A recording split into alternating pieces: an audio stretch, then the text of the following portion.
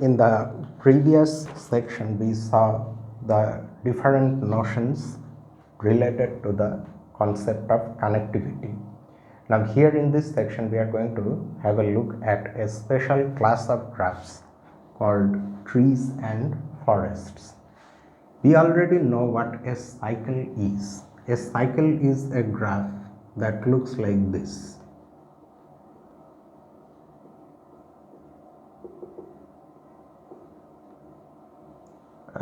That is, if you take a path and join its ends by a new edge, then you get a cycle. That's what cycles are.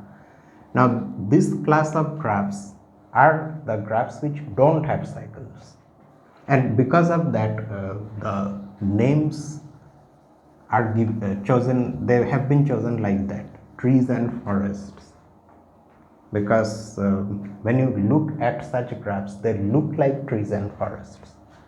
So let us now see the actual definition.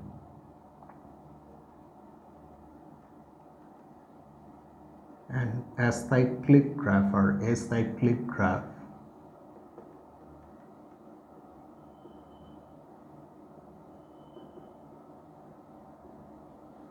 a graph having no cycle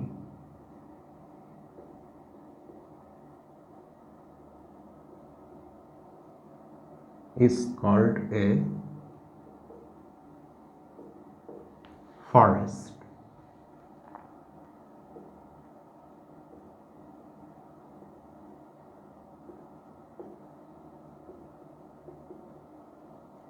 A connected forest is called a tree. So that means a forest may be disconnected, but if in particular it is connected, then it's called a tree. So that means a forest in general consists of trees, which has its connected components as trees, and that is written here within brackets. Thus, a forest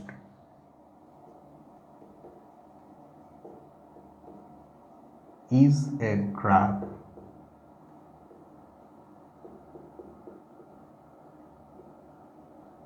whose components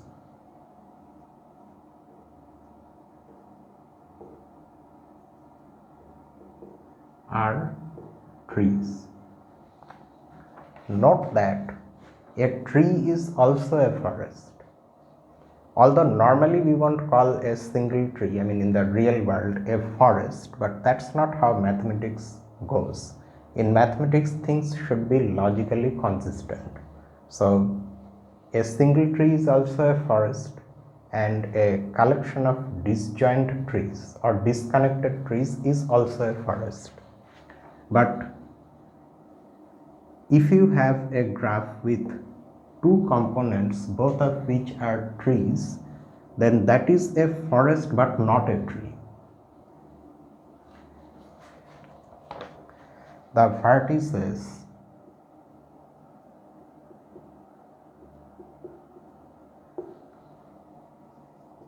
of degree 1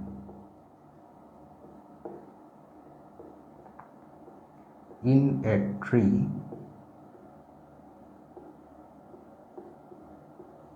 are called its leaves.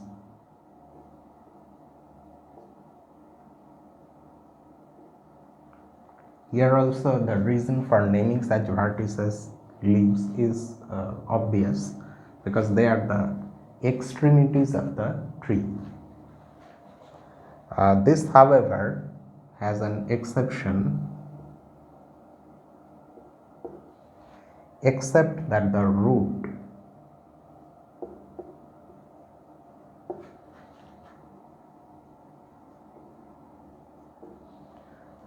of a tree, which we will see what it is never called a leaf.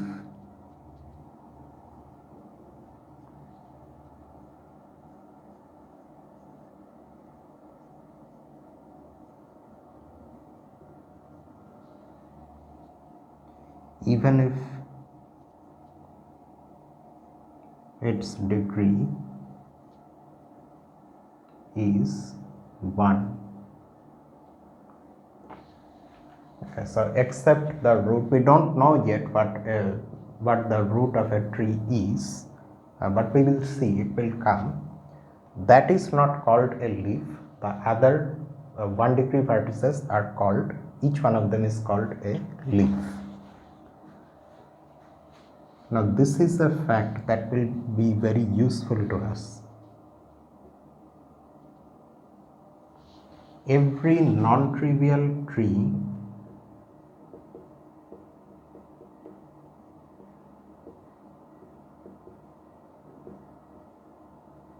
has a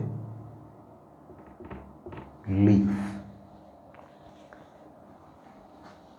which if we think about it, it becomes apparent that this should be the case. However, it has to be proved logically, and the author is in a line, he hints at one such proof. Consider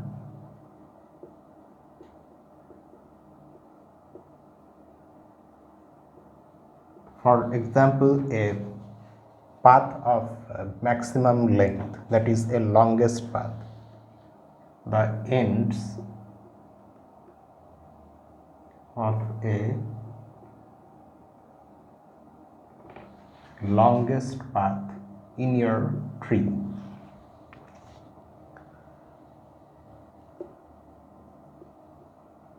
this fact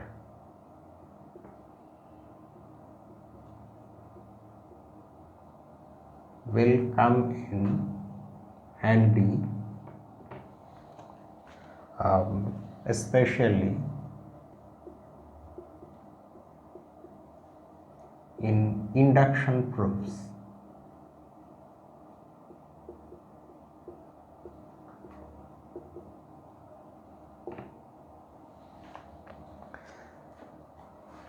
About trees.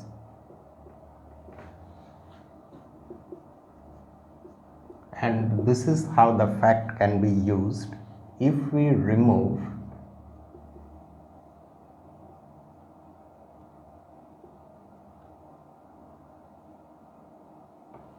a leaf from a tree, from a non-trivial tree actually, a leaf from a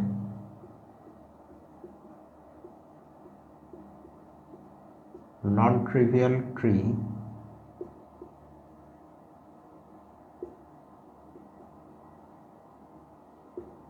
then what is left is still a tree. That's how we will carry out the induction proof. This, however, is just simply a statement as of now, without any proof. I mean, we are claiming that every non-trivial tree has a leaf, and to prove this fact, we have to consider a longest path in a non-trivial tree. We will see when how that one can use this longest path to claim that this is true. And we will also use this in induction proofs as we are saying here. Let us now look at an example of a tree which is given here. So because we are showing all the examples given in the book, actually all those examples here, so we maintain that and we draw the tree that is given to us.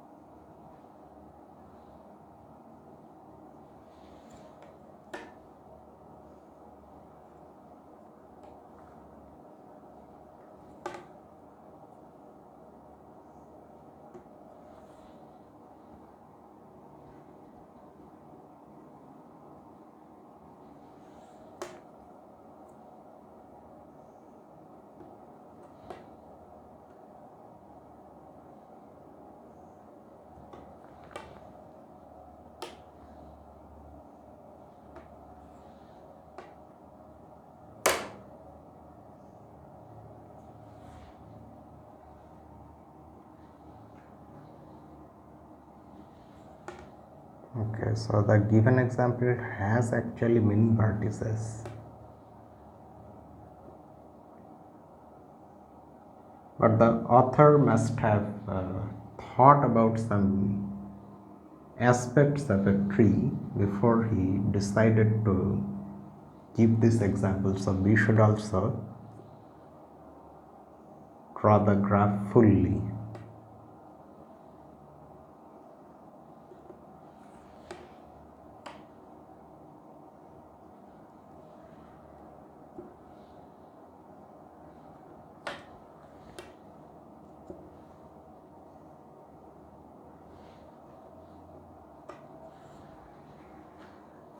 Have I missed something?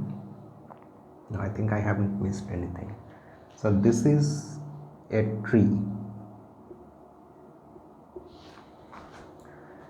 Let us see the things that we have said here for this particular tree. So we are saying that a graph is a tree if first of all it is connected and then it does not have a cycle. This one clearly does not have a cycle and it is connected also, so by that definition it's a tree, and it is also a forest. Now if you draw another graph, say another tree here beside this, and this is now suppose your tree, I mean your graph, then this entire graph has two components. One component is this tree and the other component is this tree. This new graph is a forest that is not a tree. And of course, if your graph contains a cycle somewhere, maybe not here but in this component, then the entire graph is not a tree, and in fact it's not a forest also. So cycles are not allowed in forests. Okay, so this anyway was not a part of the example. Now what we are saying after this, the vertices of degree 1 in a tree are called its leaves. Okay, each one such vertex is called a leaf. So these vertices are not leaves. Okay, because this vertex has, for example, degree 4. This one has degree 3, this one has degree 3. These are leaves. These are leaves. The extreme points, each one of which has degree 1. However, this I believe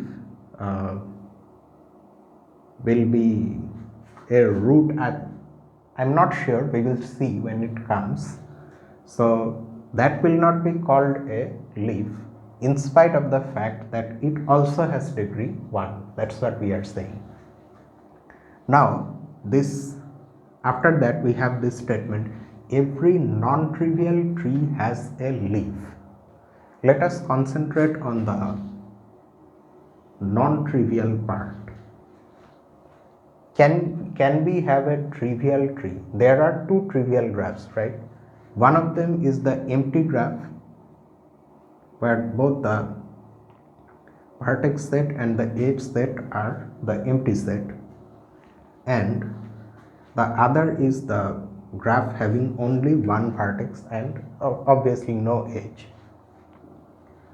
Now, since according to our definition a tree is a connected forest, so it's a connected graph first of all, and connected graph itself by definition is a graph that is non-trivial. This is not a connected graph. The empty graph is not a connected graph. So that means we should have at least one vertex in a connected graph. Now if our tree is trivial, then this cannot be a tree, but this is a tree, because besides being connected it also has no cycle. So this is the only trivial tree. So that means a non-trivial tree should have at least two vertices. and any such tree has at least one leaf. We see many leaves here, but at least one is there. Now the author is saying that a means of proving that fact is to consider a longest path in the tree and consider its ends. That is, you consider a path. There you will find many paths here. For example, these 4 vertices, they make up a path along with the edges that are there in between them. Then this one is a path. In fact, this single edge along with its ends is also a path, but there are many long paths also. So the author says that you choose a longest path. There may be more than one longest path, but that number, the length of the path, should be the maximum. If you consider the ends of such a path, you should be able to prove that those ends must have degree 1.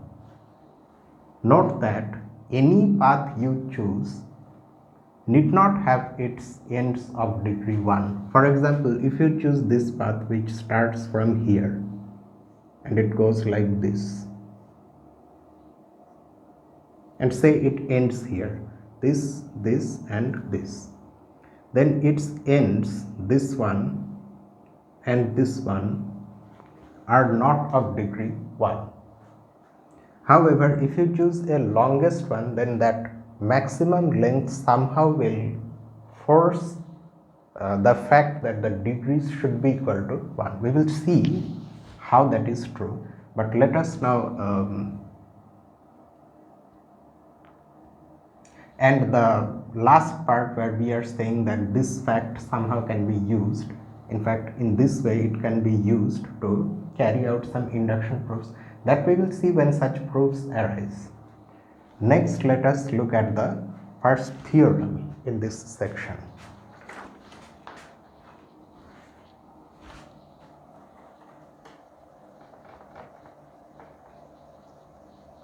This theorem gives us some equivalent conditions for a graph to be a tree.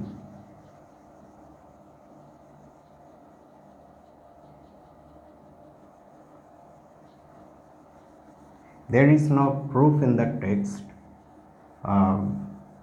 However, it's because the proof is quite straightforward. We are also not going to write a formal proof. Instead, we will sketchily look at a proof, or rather its different parts, how one should go about proving the theorem. So let us first see its statement.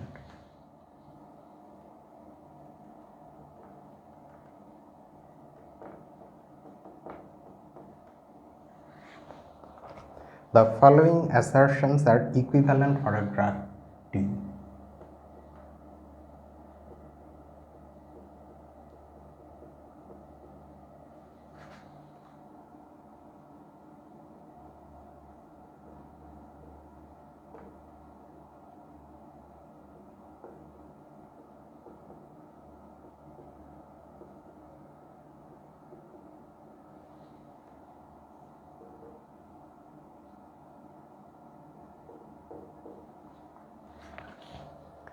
Number 1,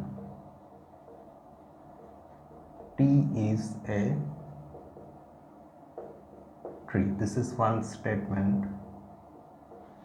Number 2, any 2 vertices of T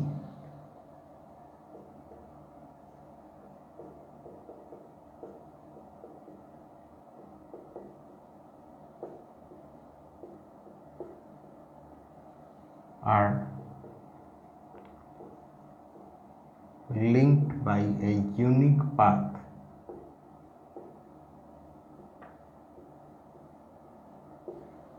in T.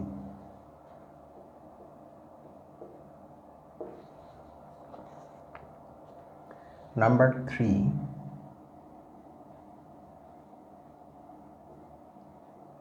T is minimally connected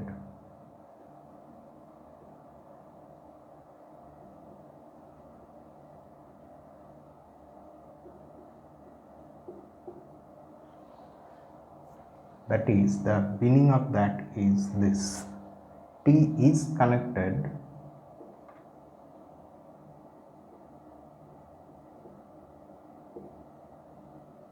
and they have written but T minus E is disconnected.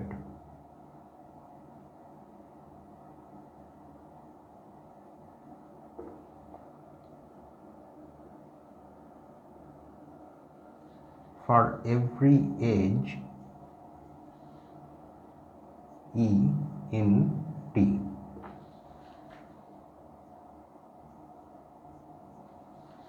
So it just simply means that T is minimally connected means it has as few edges as possible for it to be connected. In this sense, precisely in this sense, that the graph T is connected, but if you remove one edge, any edge, then it becomes disconnected. That is, all the edges in the graph are bridges. Removal of any one edge makes it disconnected. Number 4, T is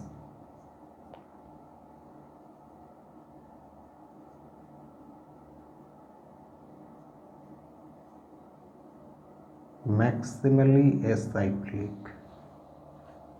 That is,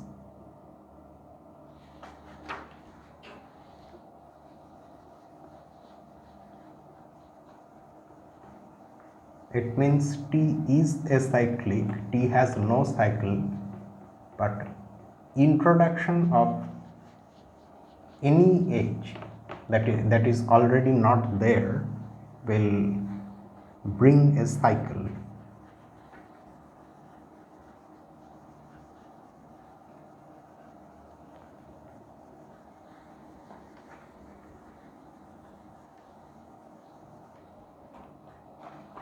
That is, T has no cycle, but yes,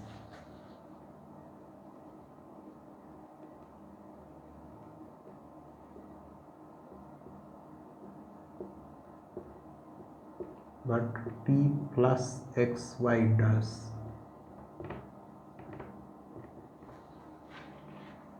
For any two non-adjacent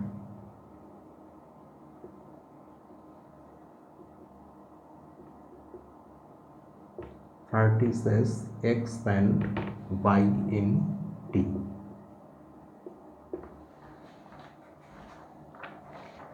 Okay, so the meaning of each statement is quite clear. The first one says that the graph T is a tree. The second one says that any two vertices in the graph T are linked. First of all, there is a path, are linked by some path, and there is only one such path for any two given vertices. The third one we have already seen, T is minimally connected. T is connected, but removal of any edge makes it disconnected. And the fourth one is T is maximally acyclic. That is, T has no cycle, but introduction of any edge, okay, between two non-adjacent vertices in T will bring in a cycle. So you cannot introduce any edge without having a cycle. Now,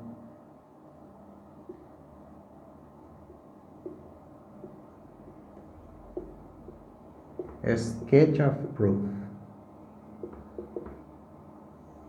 This proof, I want you to write this proof formally for yourself. I will just simply show how one can show that these statements are equivalent.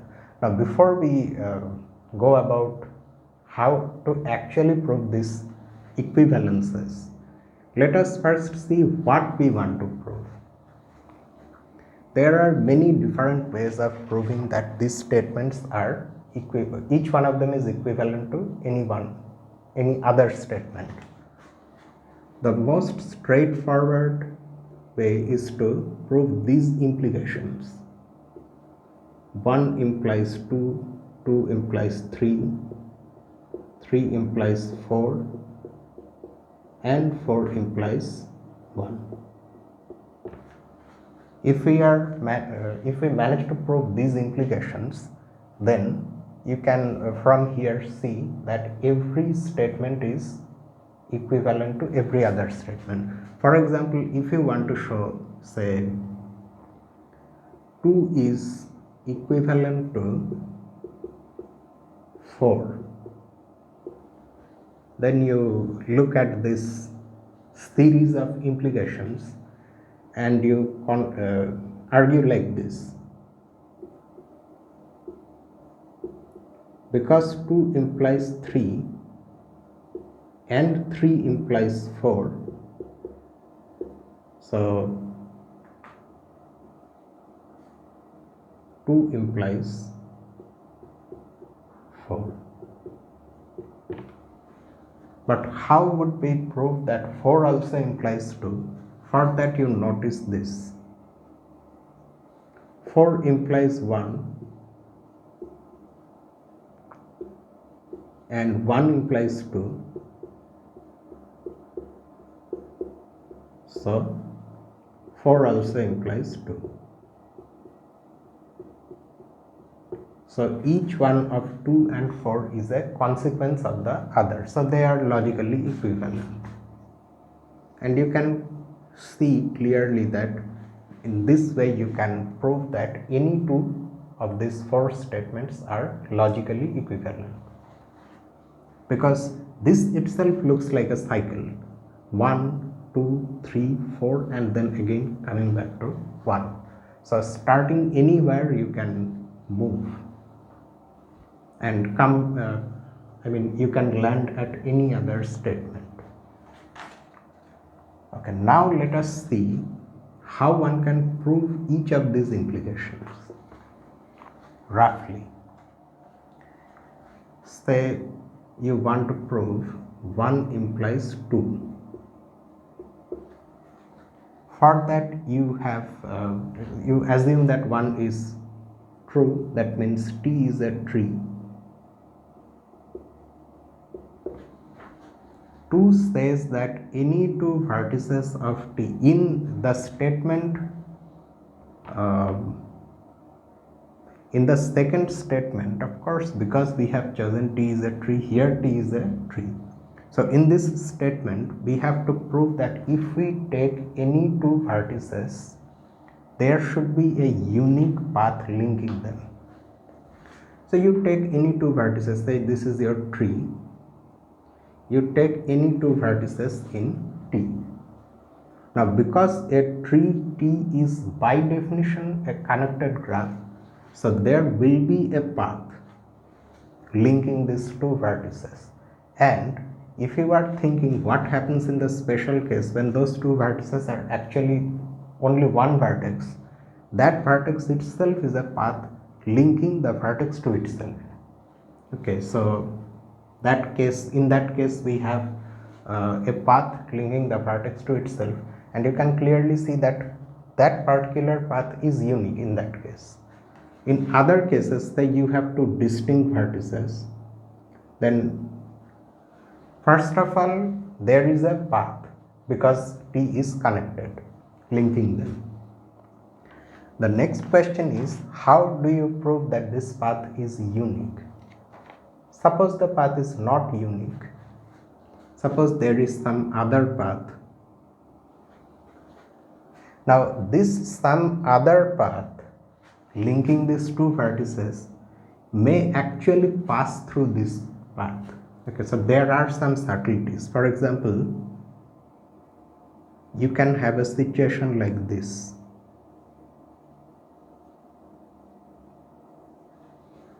Say this is your, for specificity, let us call those two vertices U and V. Now this is one path linking U and V. This is another path, say, linking U and V. For these two paths to be different from one another, they should of course not be the same path. They should diverge somewhere at least. no matter what the case is, you will always end up with a cycle, and that is a contradiction because T is acyclic by definition. So that's why there cannot be two different paths linking U and V. So the path that you have found linking U and V is unique in T. Now, the fact that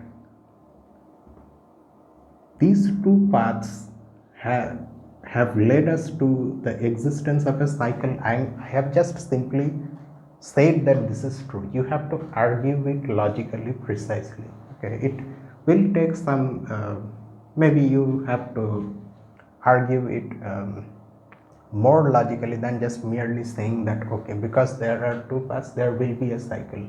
You will need some machinery to make that proof rigorous. That I leave to you. You can at least see why 1 implies 2. So any two vertices of T are linked by a unique path in T. So we have got 2 as an implication, 2 as a consequence of 1. The next 2 implies 3.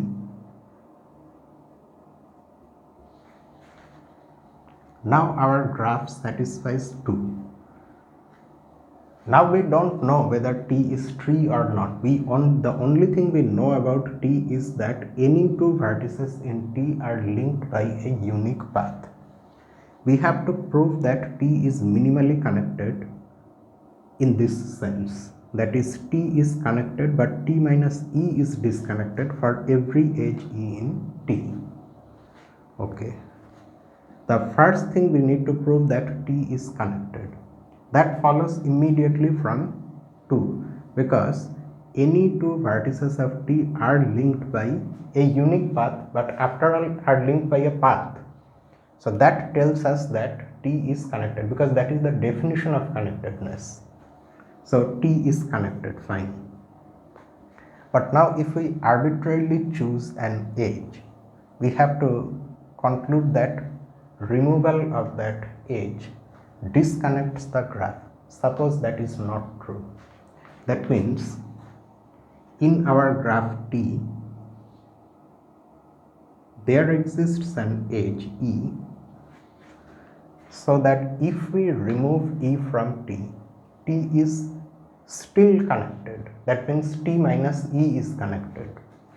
For that to be true, E cannot be a bridge because by definition removal of a bridge disconnects a graph, and that means these two ends of this edge, they should be linked by some path in T such that that path does not have this edge, because otherwise removal of that edge will disconnect that path.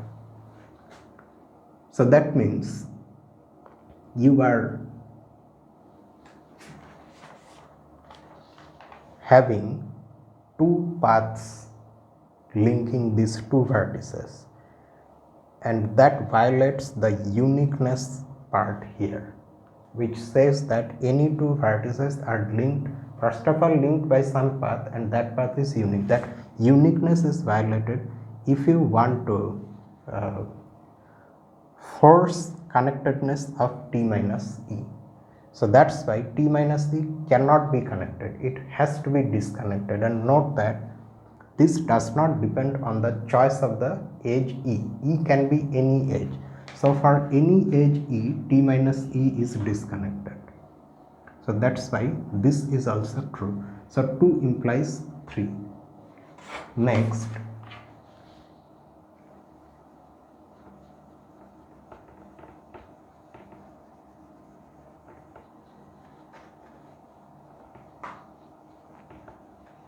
I wrapped this part of it. And we have seen what 4 is.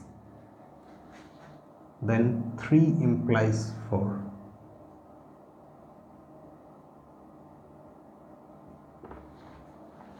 So now in 3, T is minimally connected. We have to prove that T is maximally acyclic. So first of all, T should be acyclic. T should not have a cycle. Suppose T has a cycle, then in T you will get a cycle like this, some cycle which has which cycles among some vertices, this subgraph. Okay, now so this is given to us. So what possible contradiction will arise from this? T is maximally acyclic, that means T must be acyclic. Yes, that's what we are proving first of all. T should not have a cycle. Suppose that T has a cycle, then you can choose any edge from that cycle, say this edge, you remove it, still the graph stays connected, because removal of this edge has not affected connectedness. The two ends of the edge, or rather precisely I should say the two vertices with which the edge is incident, those two vertices still after the removal of this edge are still linked by this path. So the graph stays connected, and that is a contradiction to this hypothesis that T minus C should be connected for any edge E in T. So this supposition is wrong. So that means T cannot have a cycle. So T is acyclic. However, it is maximally acyclic. If you introduce a single edge, any edge joining two non-adjacent vertices in T, then that should bring a cycle in the graph. That's what we have to prove.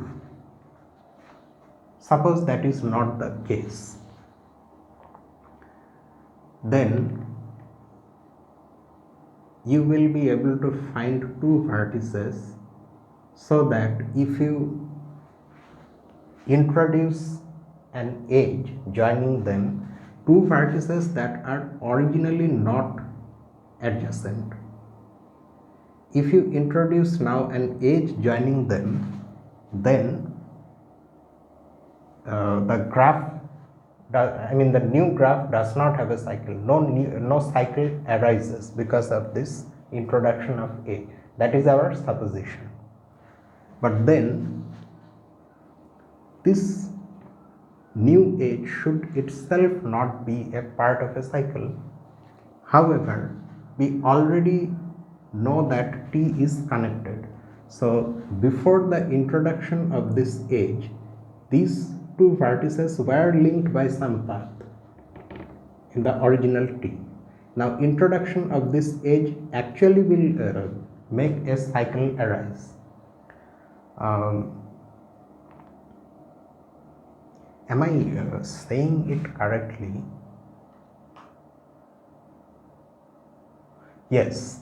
And what was our supposition? Our supposition is that introduction of this edge does not make a cycle arise. So that has been contradicted directly.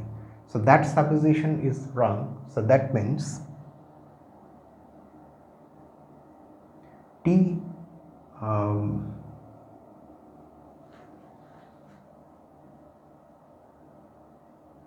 so that means introduction of any edge actually brings a cycle into the picture. That's what we have been able to conclude. So that's why T is maximally acyclic. So 3 implies 4, and finally 4 implies 1.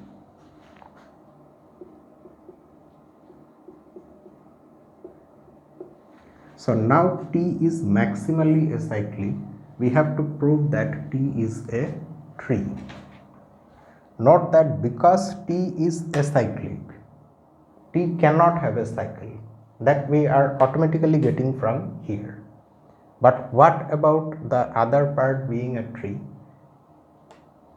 Just the statement 4, if you look at the statement, it immediately tells you that T is a forest. but now for T to become a tree, it should be connected. Now somehow this will imply that T is connected. Suppose T is not connected, then you will find two vertices in T that are not linked by any path. Now if you make these two vertices adjacent by joining by joining them by an edge, then according to our hypothesis, this introduction of the edge E will bring a cycle in T. So that means we will have some cycle of which this new edge is a part. Fine.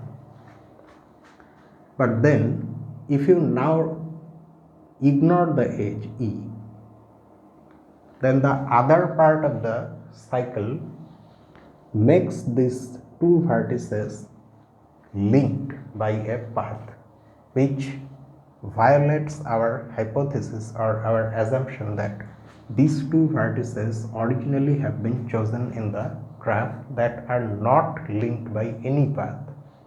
So that's why that in turn tells that our supposition that T is disconnected is wrong.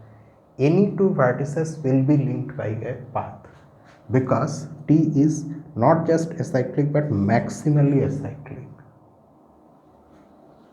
So that's why T must be connected, and that's why, being a connected forest, T is a tree. So you have to write all these things in a rigorous manner, and in this part, in one implies two, I think you cannot just simply say that because there are two paths there will be a cycle. You will need something more. You will need a way to make this rigorous. Okay, those things I leave to you. So that's how this somewhat elementary but very fundamental theorem about trees and forests can be proved, and we will now look at some of its consequences.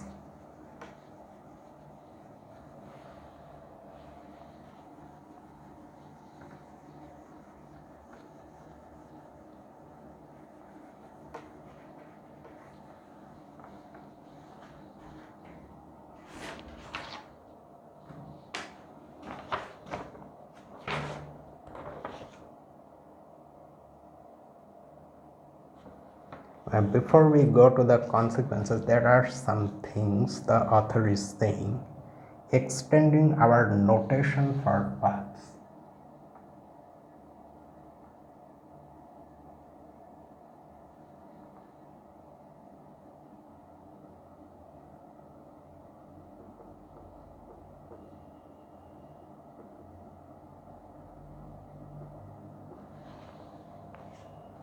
From the third section, section 1.3, we write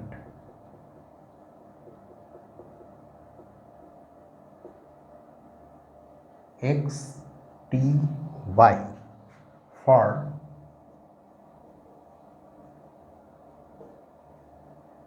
the unique path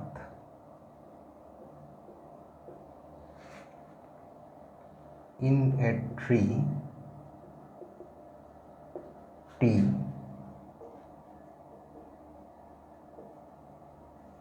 linking x and y. Recall our notation x, p, y from section 1.3, where we have decided that this notation would mean that x and y have been linked by the path p in between them. That is, p is a path that links x and y. In other words, p is a path whose ends are x and y. Now we extend this notation, we make it somewhat more general by not just considering a path here in between x and y, but rather a tree here, t, between x and y. And we are able to do this because by part 2, by the equivalence between 1 and 2, we see that in a tree there is a unique path joining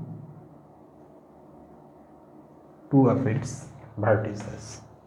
So to express the fact that this unique path, note that this path is determined once you have x, y, and once you have t and in it you have x and y. That automatically determines this path p. We have seen in 2 that such a path exists and is unique. So instead of writing p, we would write this same thing like this.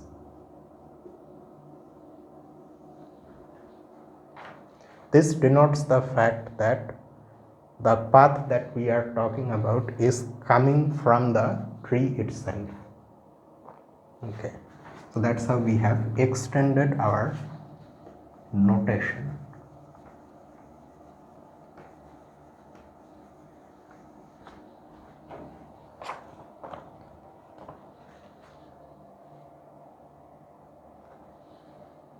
And the justification, of course, is this: C part 2 above, that means in that previous theorem.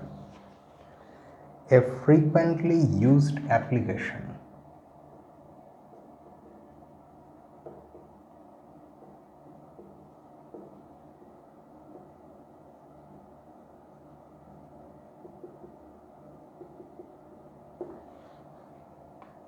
of the previous theorem 151 is that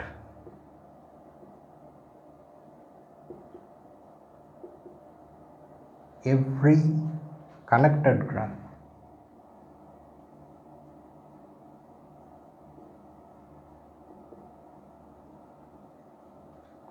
contains a spanning tree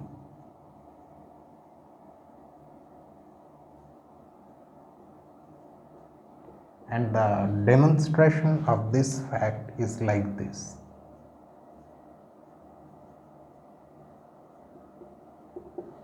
By the equivalence of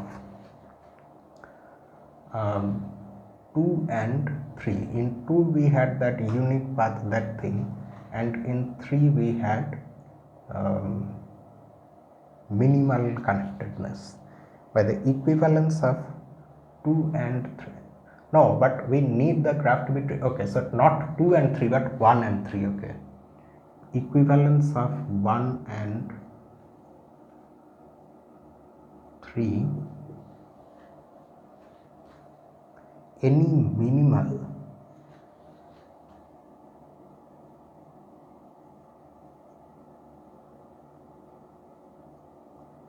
connected subgraph or any minimal connected, not just minimal connected subgraph, minimal connected spanning graph, spanning subgraph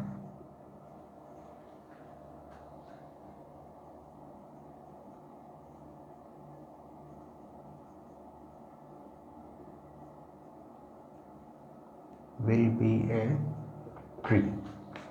Now in this paragraph we are saying that an application of the previous theorem is in the proof of the fact that if you take any graph, any connected graph, then in that connected graph you will always be able to find a spanning tree. Recall the definition of a spanning subgraph. If a graph is given, a subgraph of that graph will be called a spanning subgraph if in the subgraph we have all the vertices of the graph.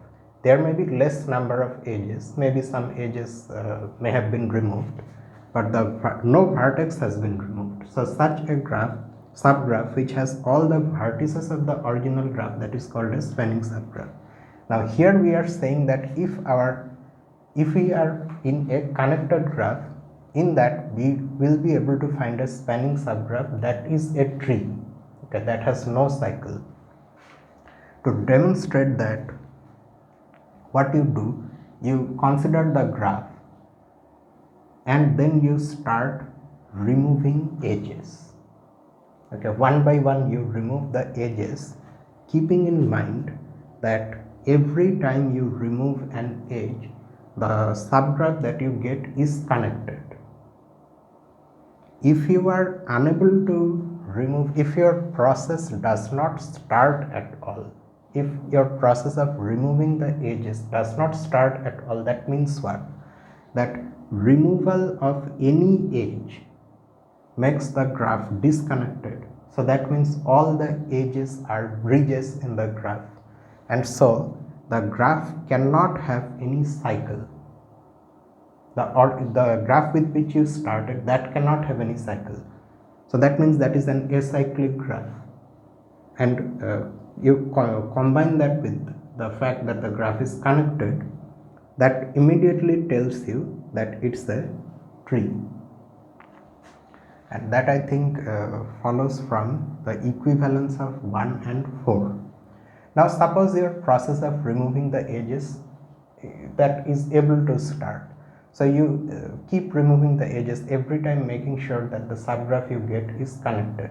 Since there are only finitely many edges, this process of removing the edges will stop at some stage, after which if you remove further edges, then the graph will become disconnected. So now you are in a situation where removal of any edge makes the graph disconnected. So again we are now in the situation where we are in the situation of condition 3. Our graph at this stage is minimally connected. So equivalence of 3 and 1 tells us that that final subgraph should be a tree. So that's how we can obtain a spanning tree in any connected graph. And in fact, in a previous example, we saw spanning trees in parts of a graph. In that example that we will again draw now, the graph given was not connected, but each component was of course connected, and in each component we found a spanning tree. As a whole, that means those trees give you a, you can call it a spanning forest. And the example I am talking about is this. You may recall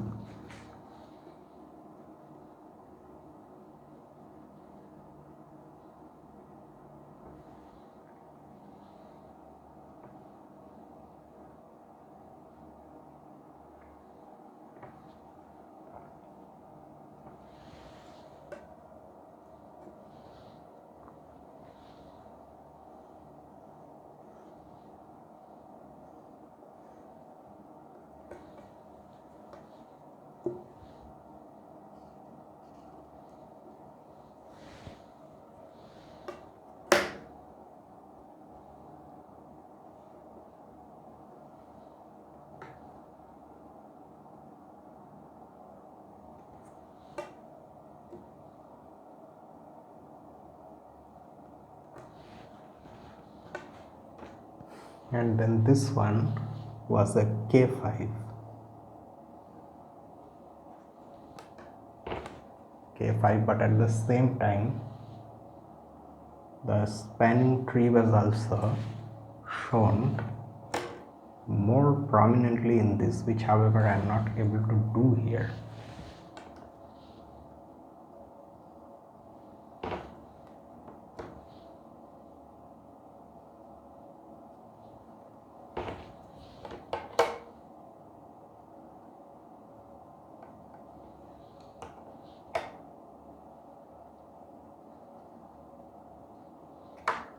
some of the edges you can see I have not drawn properly, or you can say half-heartedly. That is because those are the edges that are not parts of the spanning tree.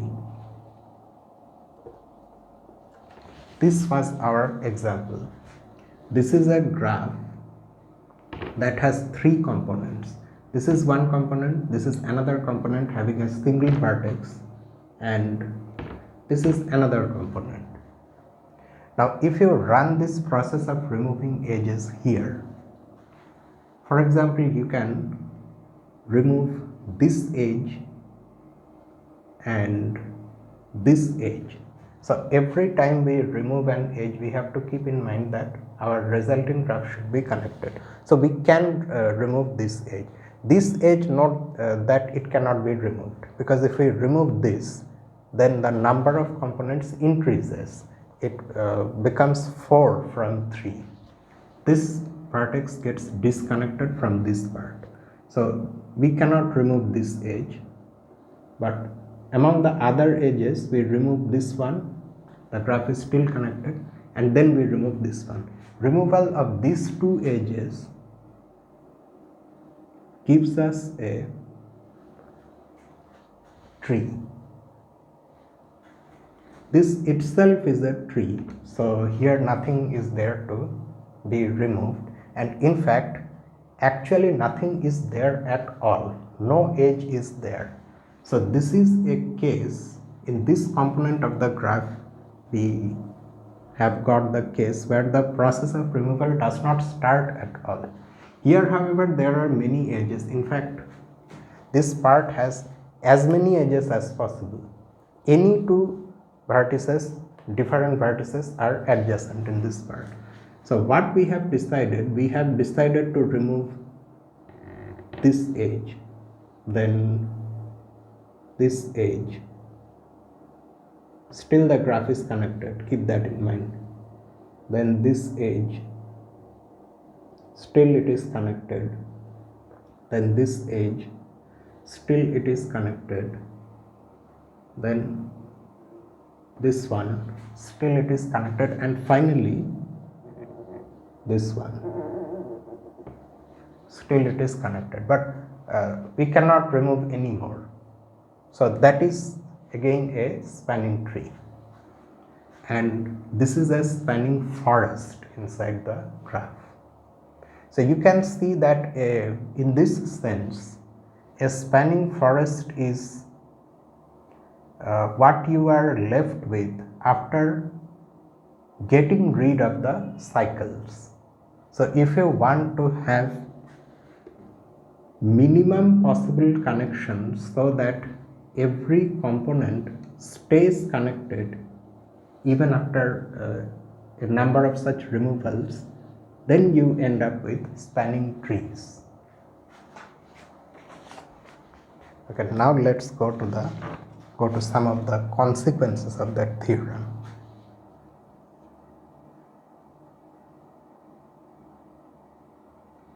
So this is the first corollary.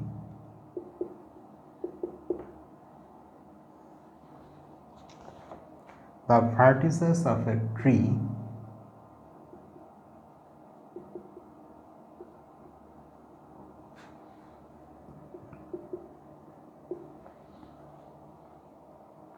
can always be enumerated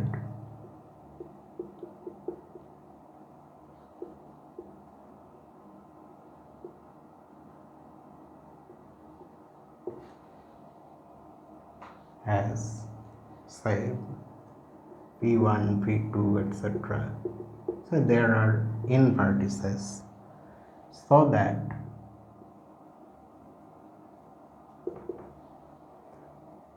every vertex Vi with I greater than or equal to 2 has a unique neighbor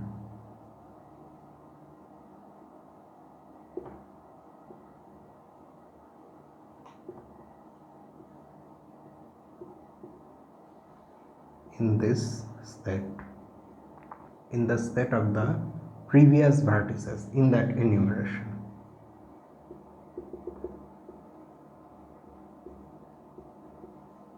In order to make I minus 1 a positive integer, because we only have positive integer indices, we have chosen I to be greater than or equal to 2. I cannot be taken to be 1.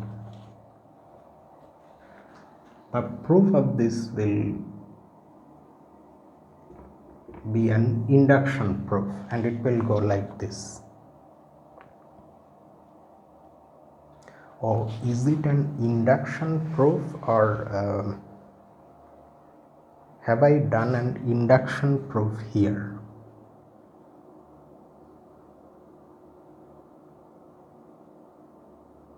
I seem to have done an induction proof here, I have written. But right now it seems like we can prove it without induction also. Let me try like this. Let T be a tree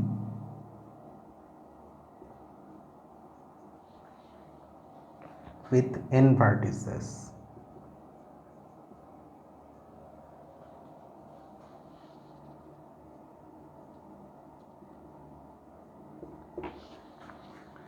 Recall that in the previous section we came across a result. In the section on connectedness, we had a result like this. If you have a connected graph G on n vertices, then the order of G is n, then you can enumerate the vertices of G like this, so that these induced subgraphs that are induced by the first I number of vertices, where I varies from 1 to n, all of them are connected. We can apply that result here. For some reason I feel that that will be helpful here. Let's see if we can get it. So that result was, I believe, proposition 141. If it is not proposition and a lemma, please correct it, okay? But I think I have got the numbering at least right. It was result 141. Let me write proposition 141. We can enumerate the vertices.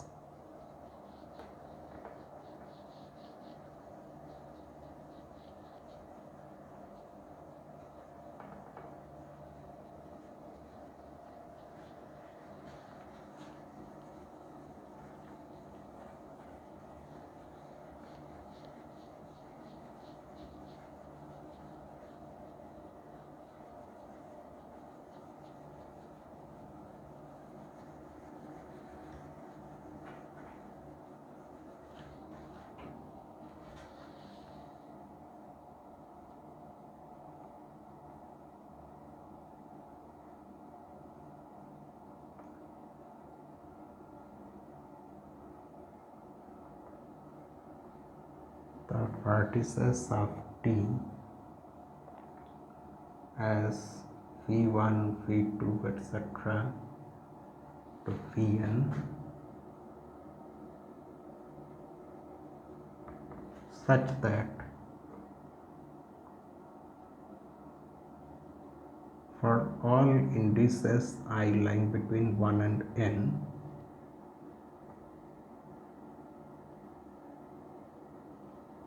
the induced subgraph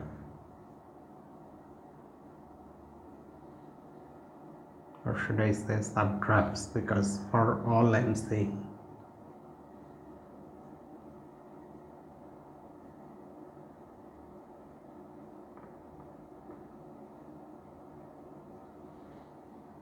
are connected.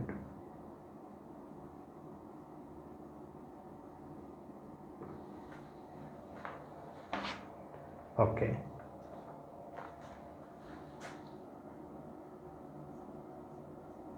Now let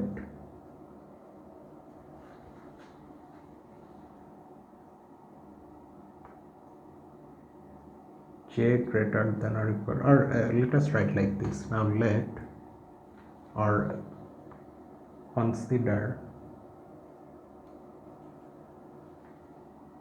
any integer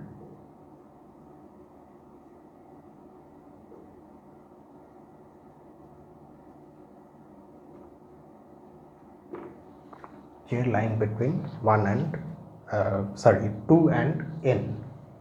What is our aim now? Our aim is to prove that v suffix j, that vertex vj, has a unique neighbor in this set, where in place of I you have j, which has two things. First, we have to prove that vj has one neighbor in this set, and then that neighbor is unique. Since the subgraph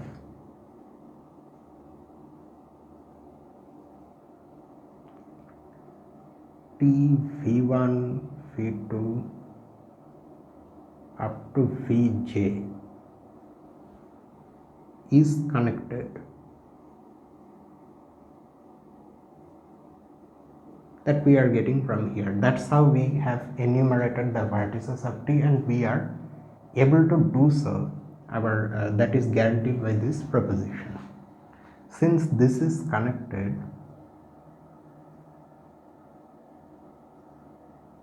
vj has a neighbor in this set v2 vj minus 1. But the question is why? If you look at the subgraph, this is a subgraph of T, the induced subgraph, this induced subgraph vj, of which vj is a part, it's a vertex. Then because this is connected, vj is linked to all these vertices, all the remaining vertices in this graph, in this subgraph. So that means from vj we find paths to all the remaining vertices. These paths, we don't really know what these paths are. The only thing we know is that for every v here, where the suffix varies from 1 to j minus 1, there is a path linking that vertex and vj. Now among these paths, there will be some paths with minimum possible length. Now, can that minimum possible length be 1? Yes, it can be 1, because if you claim that it is not 1, then that means the minimum possible path has length more than 1, it is at least 2. But then that path joining vj and whatever v star, where star of course lies between 1 and j minus 1, in that path you have this vertex, no? And because whatever vertices we are considering here in this induced subgraph are just these vertices from v1 up to vj, so you get these vertices only here. But that contradicts your supposition that the path of minimum length should have length at least 2, because if you have a v, say v, suppose k, if this vertex that is adjacent to vj is vk, which is one from among these, then you have got a path of length 1. So that means our supposition that the minimum path among these paths is of length greater than or equal to 2 is wrong. We will always get a path that just has one edge. and that Vk will be a neighbor of Vj. And all of these things have been possible because we are in a connected subgraph, which in turn is coming from this proposition. So we have a neighbor of Vj. Now we want to, okay, so far we have been successful. Now we want to prove that this neighbor is unique. Let's see if we can get this part also.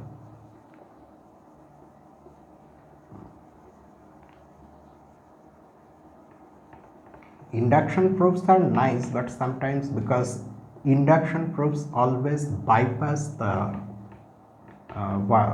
thing that is the underlying thing, what really is going on inside a proof, that is bypassed by an induction proof, and that's why sometimes induction proofs are the only way to follow. But because of that bypassing, we don't really come to know why the proof works or why a theorem works. So it's better to avoid induction proofs if possible. Okay, so we are now trying to do that. So we are halfway there. Let's see if we can get the uniqueness also. So for uniqueness, we have to prove that the neighbor of Vj is unique. Suppose it is not unique.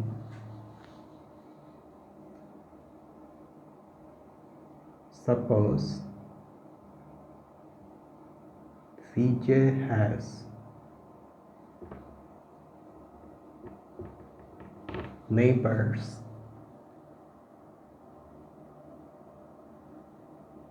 Vk1 and Vk2 where K1 and K2 are integers satisfying that means K1 and K2 are from here and they are different. 1 less than or equal to K1, which is less than K2, that is less than or equal to J minus 1. Okay.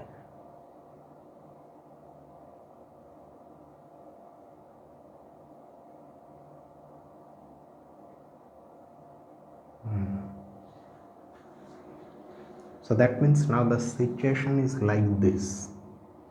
This is our Vj, this is Vk1, this is Vk2, and we have others also, possibly others, the other V's that we have here. And this induced subgraph is connected.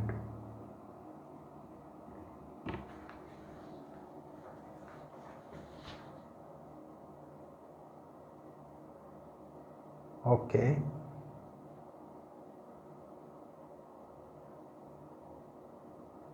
Oh yes.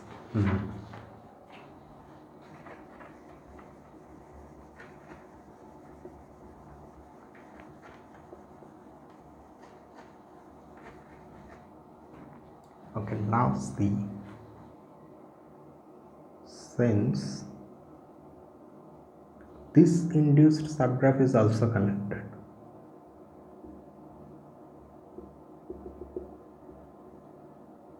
J minus 1 is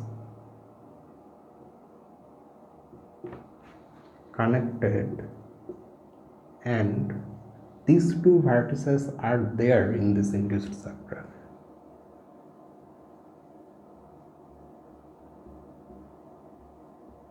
Why are they present in this induced subgraph? Because K1 and K2 lie between 1 and J minus 1.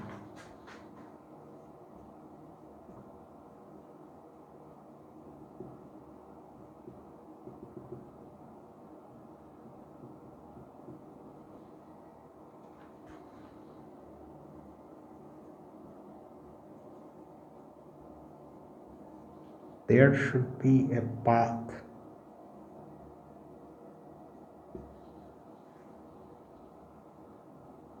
linking vk1 and vk2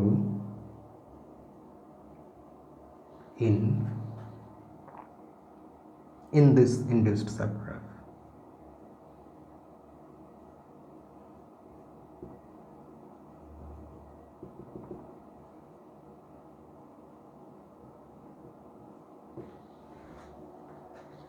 Now this path that somehow links vk1 and vk2 in this induced subgraph, which does not have vj, should obviously be different from this path, this two-length path, because this path contains vj and that path that we are talking about cannot contain vj because vj is not there in this induced subgraph.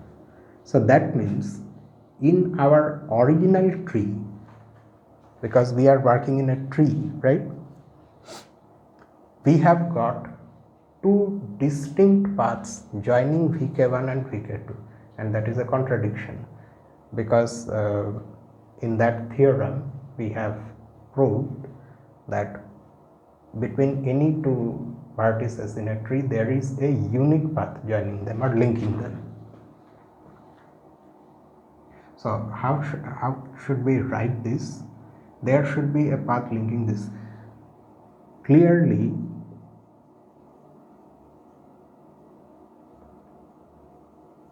this path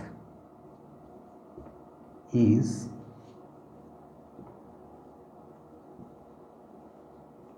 different from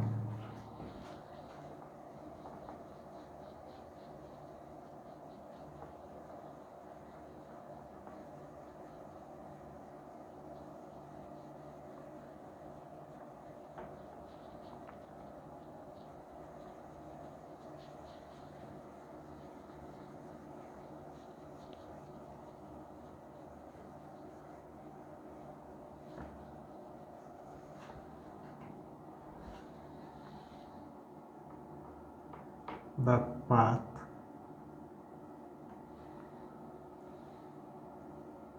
vk1 vj vk2.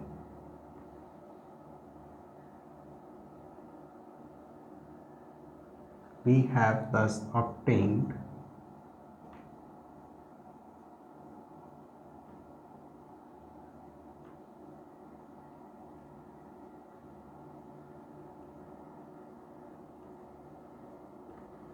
two distinct paths in T linking vk1 and vk2.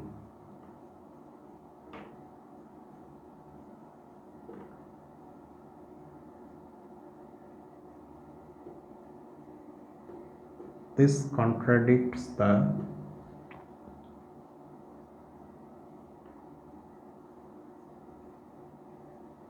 equivalence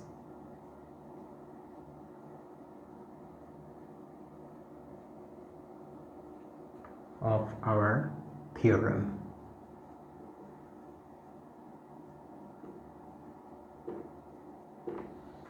So our supposition is wrong. Ink is needed.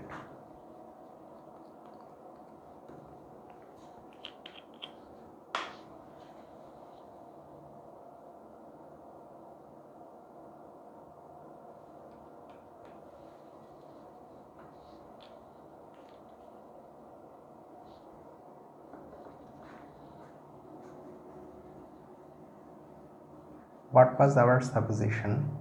That Vj has two different neighbors.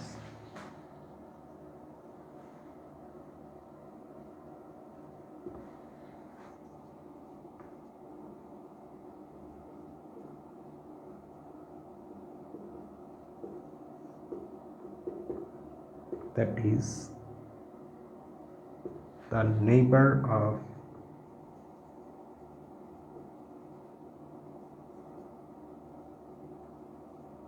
Vj in this set of vertices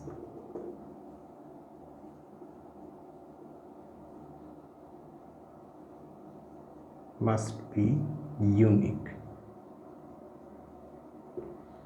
That's just it. That completes the proof. So we have got a proof that is not an induction proof. For the next one, however, I don't think we can avoid induction. Next, we have corollary 153.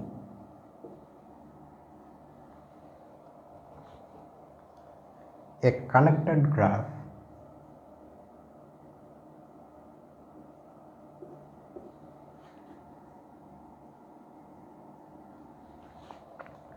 with n vertices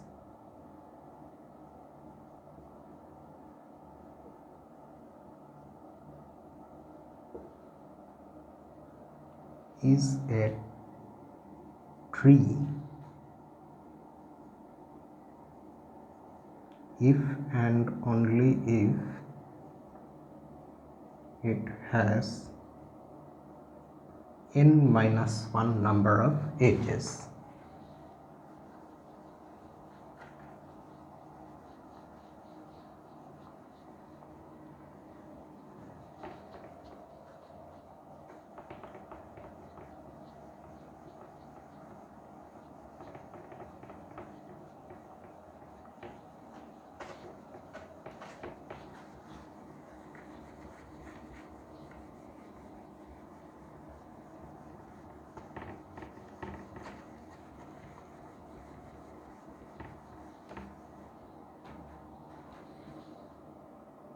This result is very nice because it's only about counting the number of edges.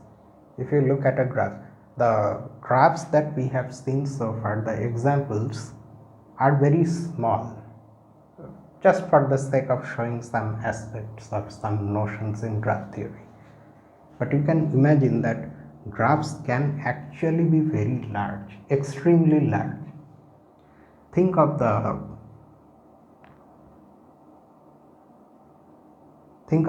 Facebook graph where the vertices are the people who have accounts and two people are connected if they are friends. Of course, here the situation is much more complicated because despite what the company is claiming, many people have multiple accounts. If you treat those accounts themselves as vertices, then of course you can draw a graph like that, which you can understand it may have, and in fact it has, cycles.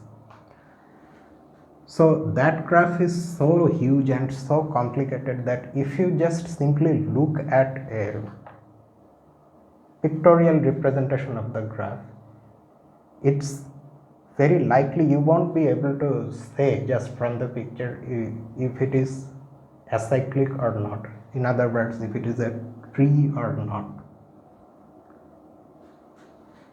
And although in this particular example of Facebook, nothing is saying that this should be a connected graph.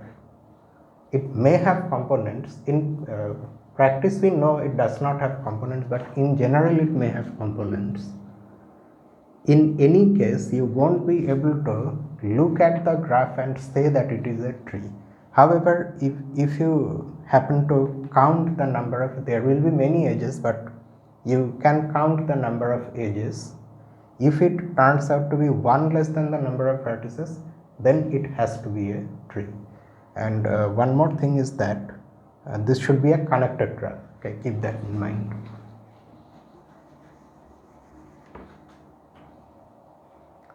And this is an if and only if statement. So we have to prove two things. It's proof, not solution.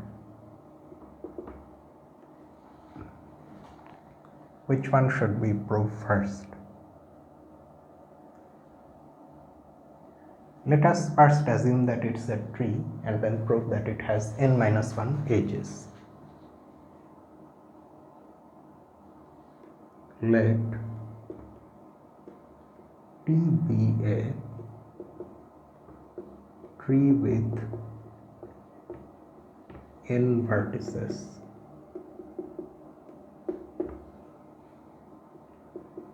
We prove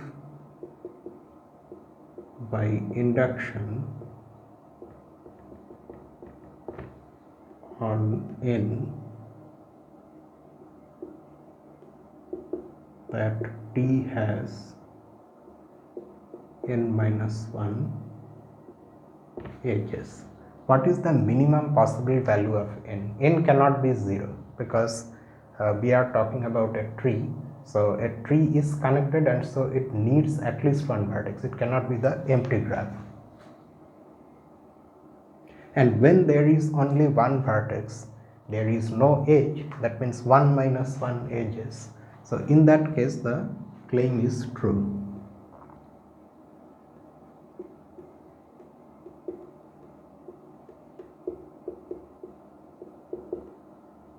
Without writing anything more about this case, just simply mentioned that this is true when n is equal to 1.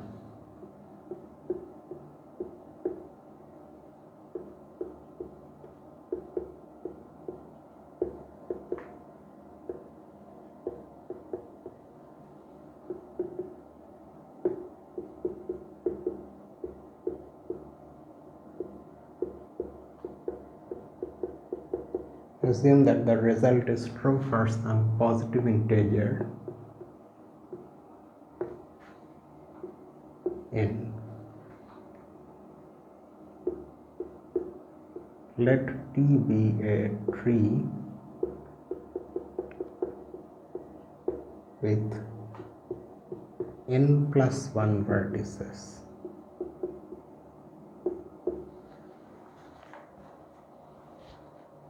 Okay, now at this stage we go back to that remark made by the author that some induction proofs about trees become easy if we remove a leaf. The question now arises, does a tree always have a leaf? And note that the tree now we have here is a non-trivial tree, because n is a positive integer, so the least n can be is 1. In that case, T has 2 vertices. It must have at least 2 vertices. So that means it's a non-trivial tree.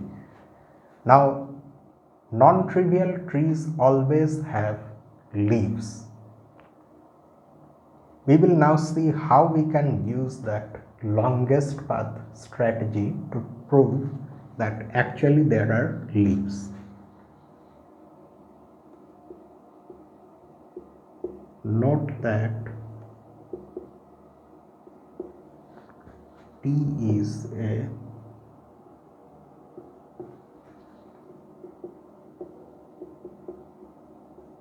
non-trivial graph actually. So that means it will have at least 2 vertices. So the longest path that we are talking about choosing in T, that longest path must have 2 vertices minimum.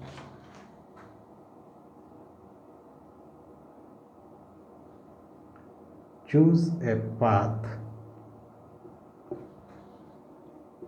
P in T of maximum possible length.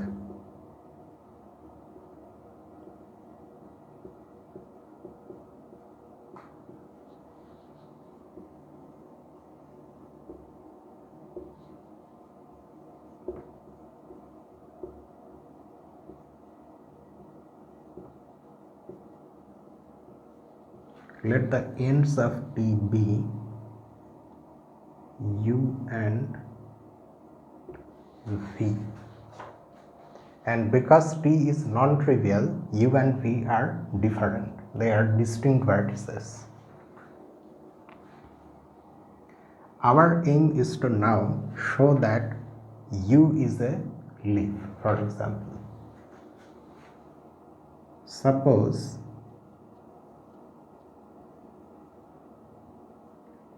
U is not a leaf.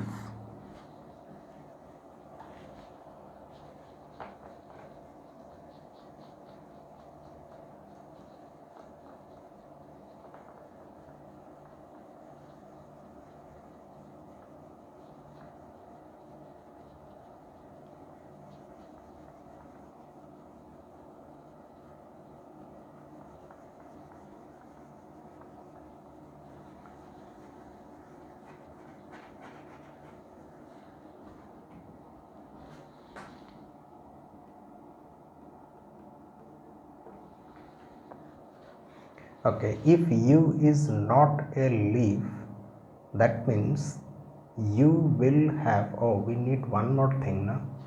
We need the neighbor of U in the path P. Now we should have considered that before writing this line. Let the ends of T be U and V, and let W be the neighbor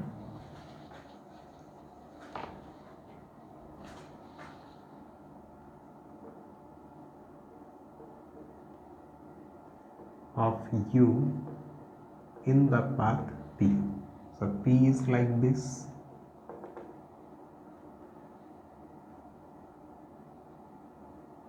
This is P and this is W.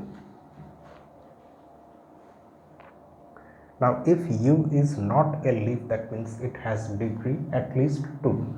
So besides W, there should be some other neighbor also.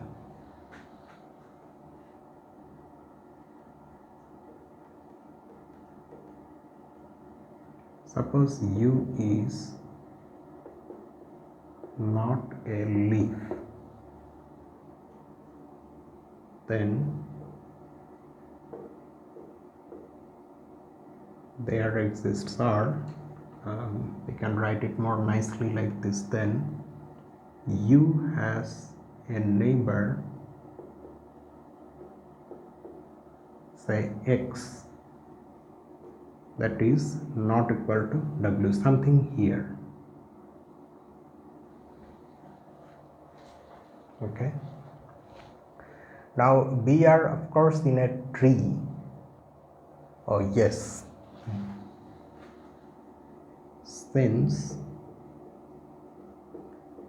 T is a tree, the path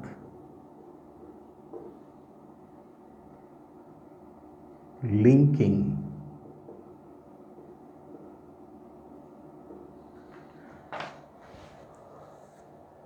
now this extra edge and this extra vertex along with this path P is giving us a longer path. Can we just simply say that we have got a longer path, or do we need to say something else here? That's what I am thinking. Now we need, okay. Since T is a tree, the path linking, or rather this path, since we have written so many things above, we can write like this: the path P plus XU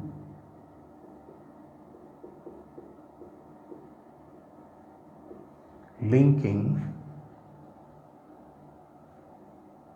X and V is unique.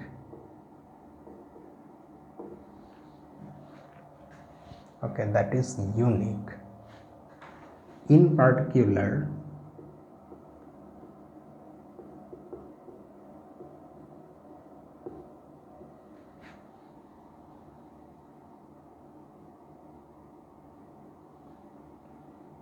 X is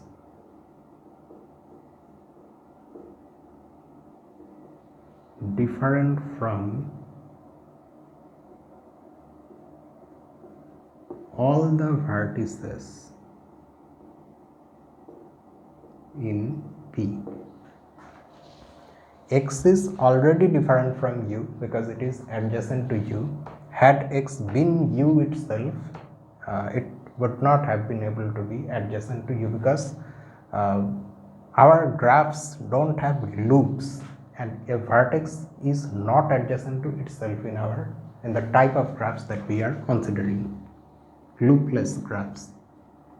So X is already different from U. X is different from W that we have seen here. That's how we have chosen it. However, X is also not one among these things, because simply X being different from W does not tell us that X is also different from these things. If X happens to be one of these vertices, then the path, this path joining such an X, say you have a hypothetical situation, suppose X is here, X were here, then you would get this path. Oh, but then will it be a path? It will then not be a path, no?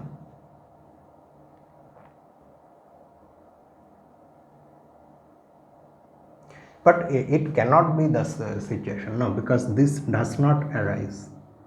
In particular, X is different from all the vertices in P, because if X appears here, then this is not a path. But whatever I am writing here, is that making sense? That's what I should see. Have we made this part unnecessarily complicated?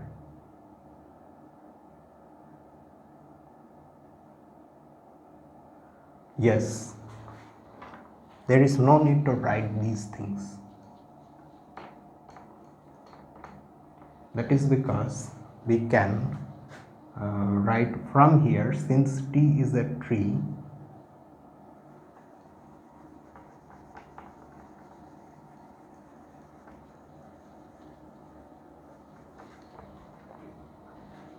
and hence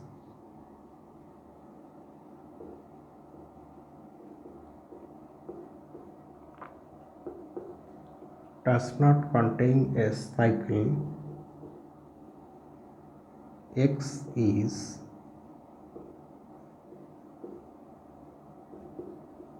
different from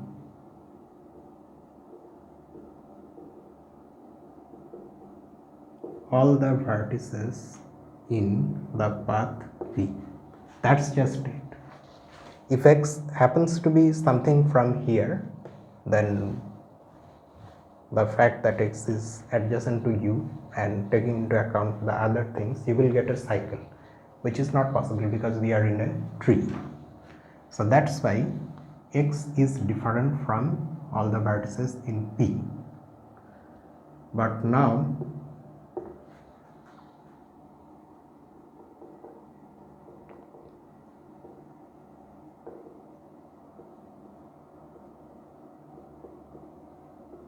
we have obtained the path P plus XU, that is longer than P, which is a contradiction.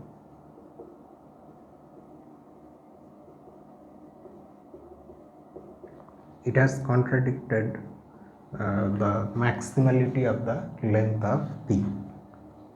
So the only neighbor So that means our supposition is wrong. This supposition is wrong.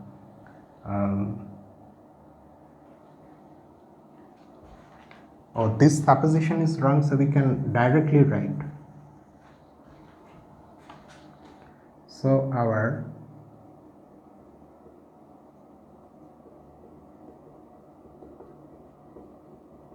supposition is wrong.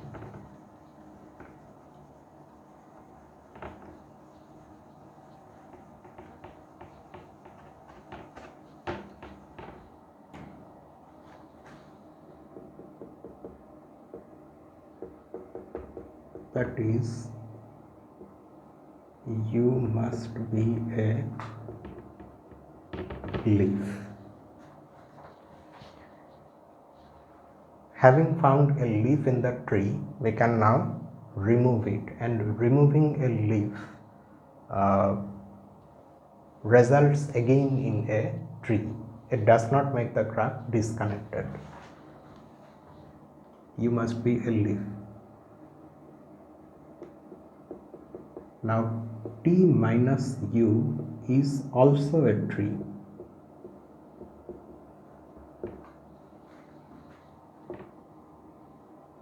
Since the order of T minus U, that is the number of vertices, is n plus 1 minus 1.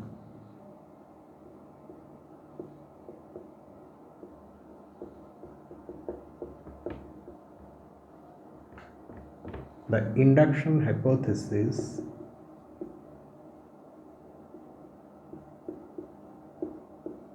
tells us that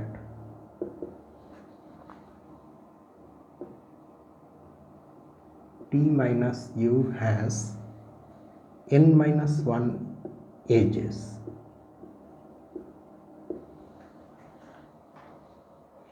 Now, what is the difference between T minus U? Only in one vertex. If you introduce that vertex back, you get T, and that brings in one extra edge, nothing more. So, T has n minus 1 plus 1, which is equal to n, and that n in fact is n plus 1 minus 1 edges. That is order of T minus 1 edges. This completes the induction.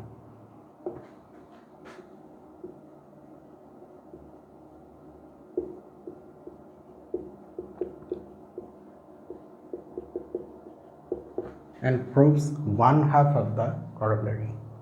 So we have proved that every T has the number of edges in every T is 1 less than the number of vertices. Now the converse. If that condition is true for a connected graph, then it must be a tree. For the converse, however, we won't need induction. We would use the notion of a spanning tree.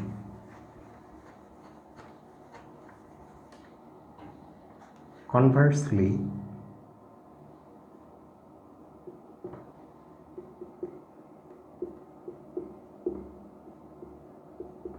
let G be a connected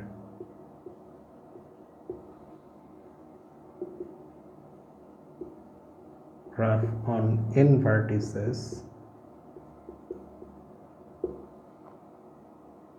and having n minus 1 edges. Now we have already seen that once we are given a connected graph, we can always find a spanning tree in that graph. Let that spanning tree from that example that we saw is not unique.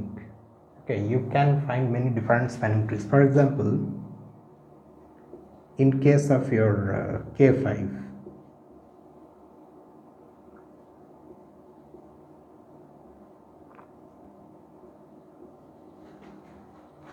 you can remove these vertices, these edges,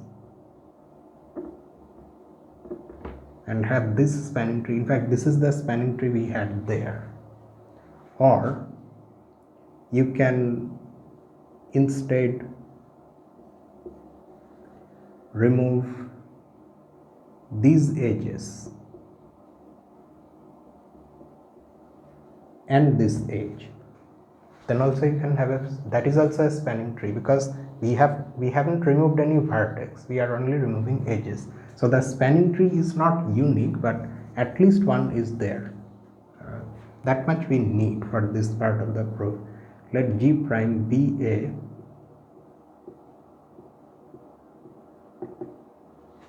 spanning tree in G. Then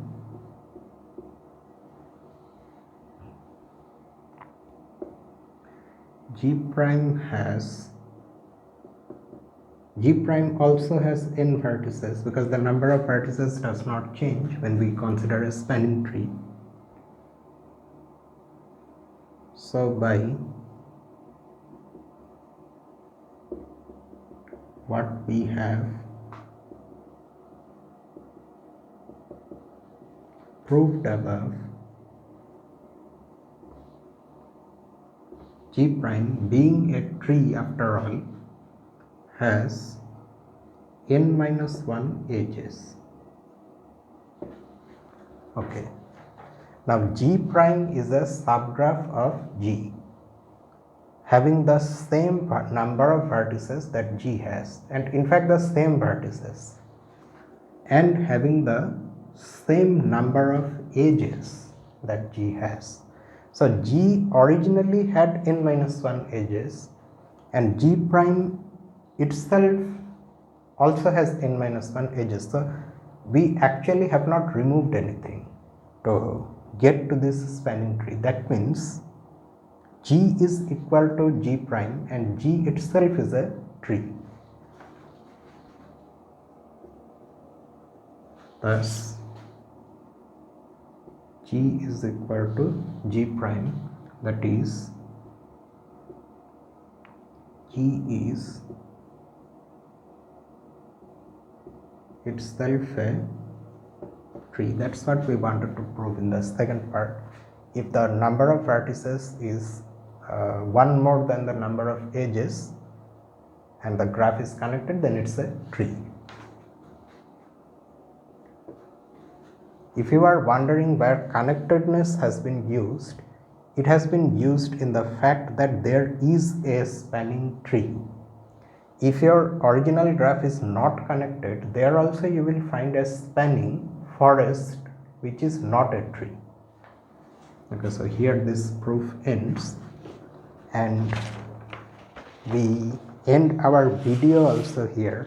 After that, there are more corollaries which explore additional consequences that we get from this theorem and some other things. So we will see that in the next graph theory video. Now our next upload today is, what is the date today? 27, 28, 29, 30.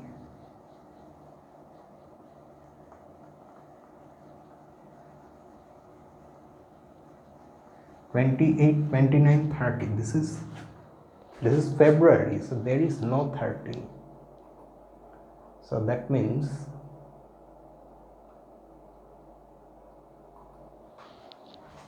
the next upload is on the 2nd of March, and it is on I forgot the order entirely. Will it be on group theory from Herstein? Yeah, I think that is the thing. Anyway, it will be on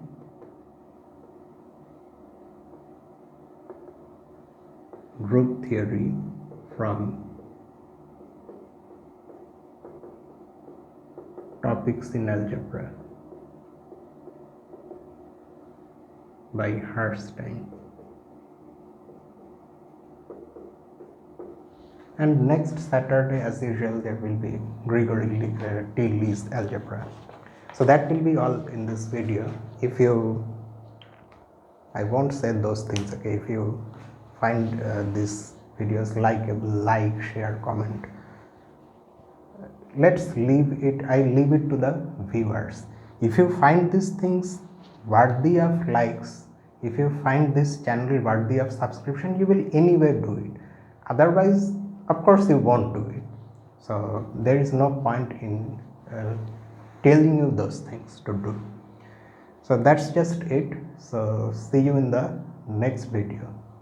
Until then, this is me, Lucifer, from a mathematical room. Have a nice night.